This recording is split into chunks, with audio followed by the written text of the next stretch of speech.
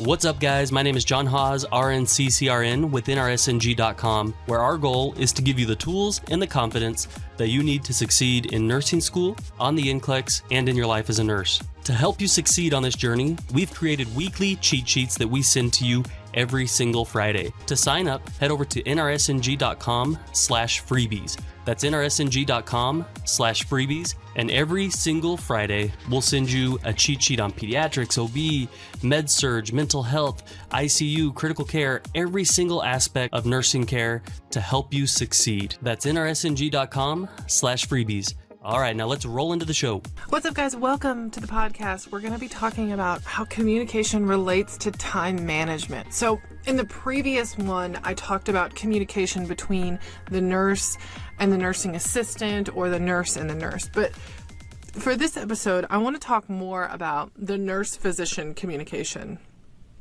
and how that looks and how that plays a part in time management. And then I'm also going to talk a little bit about how to communicate with those around you so they understand kind of what's going on, because things change so frequently. You start out your day thinking one thing, and then 28 seconds later, it changes. So let's talk nurse-physician communication first. And there's a couple ways, and caveat, when I say physician, this can also mean a nurse practitioner or a physician assistant. I'm going to use that one word to encompass, so I don't have to say 23 different things every time I say this one word. So you talk with the physician on the phone or in person, right? They're not there with the patient all day, every day. And maybe if you work in the ED, you talk in person a lot more than on the phone. And if you're on the floor, a lot of your communication, other than rounding, is typically on the phone. It's important that you're considering this communication kind of in your time management. So let's talk nurse-physician communication on the phone. So I've seen nurses make a common mistake when it comes to communicating on the phone. And also I've heard this kind of frustration from the physician end of things. As they see things that come up throughout the shift that need the physician's attention. Let me give you an example. The patient says, let's see, I have some financial concerns and I would like to talk to a social worker. Or maybe the patient is scheduled for surgery much later in the day, and you have, let's say maybe they're scheduled for surgery tomorrow, and the patient has subcutaneous heparin due, and you're not sure, do I give this subcutaneous heparin tonight? I know their first case for the surgery tomorrow. Or he's eating and drinking really well. Do we need to continue the IV fluids? You know, these are very non-urgent needs, but they're needs. And some nurses will, the second they notice the need, they'll notify the physician multiple times throughout the day. And the physician hasn't rounded yet. So they are stopping what they're doing, calling, waiting for a response over and over again. It puts a kink in their own time management because that takes time. They're also pulling this physician away from what they are doing to answer non-urgent needs over and over again. Very inefficient. It's important for you as a nurse to understand and be able to identify those needs of when you need to call the physician right away and what can wait. So you are being respectful of their time and you're being mindful of your own, because that takes time. So you're able to consolidate your requests or your communication needs into as few interactions as possible, because it just facilitates time management. Not saying if you're not sure, you have to wait until you have another need. No, this is not a hard and fast rule. This is a thing to consider as you're noticing needs, or there's something that you need to talk to the physician about. There's something that you need to clarify that is non-urgent. You know, let's wait until they round. And if they haven't rounded and this need needs to be addressed soon, I'll ask them my other needs as well at the same time, as opposed to communicating over and over again. I'll give you an example. I worked in the neuro ICU, and the physician would round, and I'm talking to them for a little while, and we're talking about our patient and a couple patients, and multiple times in the 45 minutes this intensivist is in our unit, they're paged 3 or 4 times by the same nurse in a different unit. And it's non-urgent need after non-urgent need. We're in the middle of a conversation about this patient, and the nurse is calling, hey, do you want me to start, put a Dobhoff tube down to start tube feedings? You said in your note yesterday you may want to do that today. And the physician hadn't rounded yet. Wait on that. Let me see the patient first, and then, 20 minutes later, I got another call. I saw they're still on IV fluids, So it's like these very non-urgent needs when that physician was going to be there pretty soon. The needs were not consolidated, So keep that in mind when you're communicating on the phone. And to also keep those conversations as, concise as possible, because your time is very valuable. The longer you spend on the phone, dilly-dallying, I guess, the less time you have to actually implement the orders. So I have a couple tips too about paging physicians to kind of expedite this process. So I know you do want to kind of consolidate tasks as much as possible. That's a very important aspect of time management. But don't page somebody and then go do something else you can't stop in the middle of. So big one is don't page a physician or, whomever, and then go give medications. You can't really stop in the middle of giving meds. One thing I like to do is if I know I'm going to page a physician, I like to page and then sit there and chart while I'm waiting. So I can kind of tackle 2 things, and I can, okay, and then whenever the physician does call back, hey, I've got the chart open. What do you know? Excuse me. Apparently that was not funny. Be prepared when they call back. So, if they call back and you're like, oh, wait, let me find my report sheet. Oh, I left it in the break room. And, oh, let me go get get the chart. Kind of have your stuff together so you can communicate efficiently. And I don't know about you guys, but I would really kind of, at the beginning, put off paging the physician because I was so nervous about it. So if you're not sure how to do it, practice. Ask your preceptor, ask your clinical instructor if you can have a, practice and pretend they're the physician.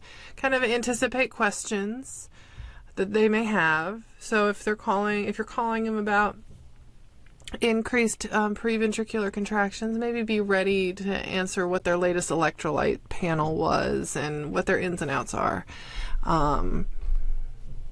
Because the quicker you can kind of facilitate this conversation, you can get back to what you're doing, and so can the physician. And also, 2 more things. Don't make this rookie mistake of picking up the phone and just rattling your question off. So I page Dr. Smith, and he answers the phone. This is Dr. Smith. Hi, does Betty Smith, is she going home today? What? Who? What room? Where are you? Like, when you page a physician, they may not know what unit you're calling from. They're also probably seeing many other patients. And you may need to remind them, or maybe their partner or, I guess, colleague admitted the patient a couple days ago, and this physician has not met this patient yet, or they're still learning about them, and you just rattling off the question real quick, they may need a little more information to jog their memory, if that makes sense. So I would like to say something like, okay, and so Dr. Smith, picks up the phone or calls me back. This is Dr. Smith. Hey, Dr. Smith, this is Katie on 9E. I'm taking care of Miss Smith. She had that aortic valve replacement 5 days ago. Last night she flipped into AFib. We started her on amio drip, and I had a question about that. So that gives them some time. Oh, okay, jog my memory. Another example. Hey, Dr. Smith, this is Katie on 9E. I'm calling you about Joe Johnson. He was the patient that was in the MVA 3 days ago, and he went to the OR emergently for a femur repair. Oh, yeah. What about him? And then I would say, well, now actually that wound, it's starting to look a little red. There's a little drainage around it. I noticed he finished his normal post-op course of antibiotics about a day ago. And he's afebrile right now. His white count is 12. Just wanted to let you know. So that kind of a thing, as opposed to, yeah, I'm calling you about Mr. Joe Johnson. Well, what was he again? What happened to him? And then you have to answer, and then, so if you can be kind of prepared, which really expedites things and facilitates communication. So the physician can make the best decision possible, and you're not spending 20 minutes trying to explain this basic situation. Last point about this when you're communicating on the phone is know when call starts. So physicians will be off for the day after a certain time. This is frequently about 5 p.m. And then from 5 p.m. to maybe 7 or 8 a.m., there's an on-call doctor. Okay? So this happened, so business hours, it's the normal attending physician. Monday through Friday, I'm going to roughly estimate 8 to 5. And then overnight and on the weekend, they take turns taking call so that they're not constantly being bothered and can get some rest. Makes sense. So if it's getting close to the time when the doctors will be off for the night, and this is also true typically for PAs and NPs, they rotate shifts as well. So let's say we're getting close to 5 p.m. and the doctor hasn't rounded yet, which does happen sometimes. Maybe they had procedures, surgeries, or things that didn't go well and they're just behind today. So they're not going to round till 6 p.m. Had that happen before. So let's say we're getting to 5 p.m. and they haven't rounded yet, and you still have some of those routine questions because you're being awesome and you're waiting for them to round and they're not a big deal and but you do need them to be answered. Don't just wait all day and all of a sudden it's shift change and there were questions you needed to get the answers to and now you have to page. But if you page at that point, you're going to page the on-call physician. And nothing frustrates physicians more. Well, I won't say that, but it's very frustrating to a physician on call to get routine questions that should have been answered by the normal physician, the regular attending or whomever. So keep that in mind. You must manage your time throughout the day and ensure that your routine and non-urgent needs are addressed before the physician goes off for the day. I've had some times where it's like, okay, it's 4:30. I didn't want to page him with this stuff, but I'm going to have to because I'm not asking the on-call doctor this, so I'll page at 4:30. So keep that in mind as you're managing your time and your day. So now let's talk about nurse-physician communication, but face-to-face. So if you haven't spoken to a physician before, it can be pretty intimidating, especially if you're unsure of yourself. They kind of sometimes can test you out to find out what you know and your skill level. And honestly, some are just rude. Physicians, like any other person of any other occupation, there are some that are rude. And that's that. But anyways, I do know what it's like, though, to be at the bedside kind of battlefield, though. And it can be kind of challenging as a nursing student or a new nurse to get into these conversations. You're the nurse, you hear the patient gripe and carry on all day while your hands are tied until the physician orders something. You've already paged, you've asked them more than once, you don't have an order, and you need to ask them in person now. So if you worked with the physician a bunch, you probably have a working relationship, but if not, it can be kind of stressful, to say the least. But when you're paging the physician, you have a lot of factors to consider, like we talked about. But when you're face-to-face, it's a little bit of a whole new ballgame when you're nervous. Things you knew, you kind of forget. And things you didn't know are still even more so unknown. So when you finally approach the physician, nerves intact or not, and they ask you, who are you? And you forget every little thing, it's okay. Hey, hang on to your sanity there. Try to remember. So, there's a couple things to keep in mind, and especially if you're going to go up to a physician and say, hey, I've got some things, keep these things in mind. I like to have my brains with me, because they always inevitably ask me a question I don't know off the top of my head. So I have my notes on my report sheet, but, keep in mind things like past medical history. If you're asking questions about a medication, kind of keep in mind when was the last time they got it, or the pertinent information related to it, like the amount and the time, what the medication was, any home meds, your concerns, the patient's concerns, lab results, vital signs. It's really important if you're communicating with a physician about a change in status. Hey, they're a little lethargic and I'm kind of concerned. Important for you to know latest vitals, because that's usually one of the first things they ask is about the vital signs. So keep that in mind. It will get easier, and it's important to build rapport with these people. Don't just go up to them every time you need something. Take a second. Hi, my name is Katie. I am a new nurse on 9E. I'll be working here on days. It's nice to meet you. So don't just go to them whenever you need something. Try to build rapport and a relationship. And it's wonderful when physicians and nurse practitioners and PAs can trust you. And the way that you go about building a trusting relationship is building a rapport. So once you build rapport, those face-to-face communications get a lot easier. And honestly, I've met quite a few physicians. And to be a physician, you have to be pretty intelligent. And some people just don't have the best kind of bedside kind of thing. But nurses typically do, because we're there at the bedside all day. And so I've met some physicians that aren't the warmest or kindest or politically correct or just not wonderful communicators. So I try to keep that in mind and have expectations. Maybe if this is a physician that's very intelligent, but is not great at communicating, I know that going into my interaction with him. Or maybe I have a physician that's brand new, wonderful at communicating, but they don't know the protocols that we do very well. Okay, I'm going to keep that in mind and not treat them all like this, exact same person, I guess.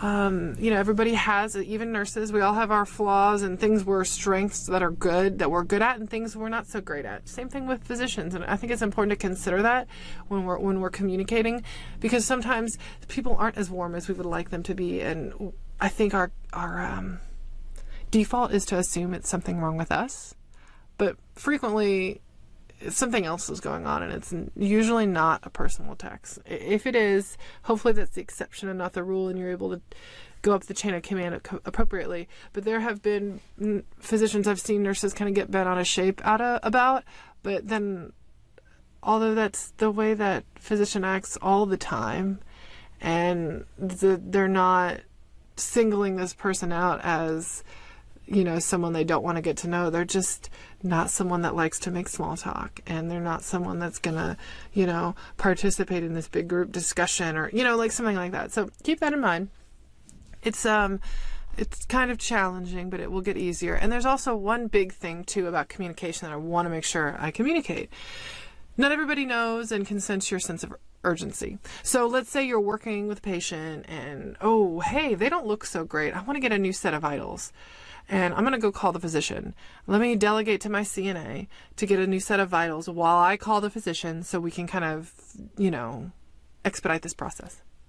But if I calmly go up to someone and say, hey, can you get a set of vitals for me? And they have no idea what's in my brain except I've said, can you get some vitals for me? They may not pick up on my sense of urgency. Or maybe I'm a really cool, calm, collected person. And most nurses are, y'all. Most nurses have their nurse face. They stay calm even when it hits the fan. Not everybody around you can sense your newfound sense of urgency. So keep that in mind. If you truly need something done right now, communicate that. Not in a demeaning way, but here, maybe, hey, can you, instead of saying, can you get a set of vitals for me? Maybe, hey, I've got to call the doctor about this patient. I think he's septic. Can you get a full set for me right now? I'm going to page him stat with those. And while you're doing that, I'm going to go grab, see what the meds, what the meds were. That is much more communicates a sense of urgency and explains it, then can you get a full set of vitals? You know what I mean? So if you can think about the difference between those two and the way those are communicated, and give everybody, communicate appropriately so that they understand, because not everybody can pick up on that kind of stuff. I really, there's one or two nurses where I can just tell by the sound of their voice what they need, but most people I can't. There's only like my closest nurses that I know really, really well. So keep that in mind. So those are some points about communication related to time management. I hope those were helpful for you. This will get easier, I promise. And if you want to hang on and check out our next episode, I'm going to talk about some key time management principles. So thanks, guys. All right. I hope that was helpful today, guys. I hope that gave you some motivation, some inspiration to go out and to be your best self, to go out and to become the nurse that you want to be, to make a difference, and to do the best work that you can. Listen, we're here to help you along your way. At NRSNG.com, our goal is to give you tools and confidence to help you in nursing school, on the NCLEX, and in life. One of those tools we created is our Friday Freebies, these weekly PDF cheat sheets that you can refer to on the clinical floor, in the classroom, and just throughout your entire career as a nurse. To get these cheat sheets, head over to nrsng.com/freebies. That's nrsng.com/freebies. You guys, if you need anything, we're here for you. You can reach out to us on social media or via email at contact@nrsng.com. We want you to succeed. We want to help you along the way. We're here to hold your hand. We're here to give you the tools, the confidence that you need to achieve success in this journey to nurse. All right, so you guys know what time it is now. It's time to go out and be your best self today. Happy nursing.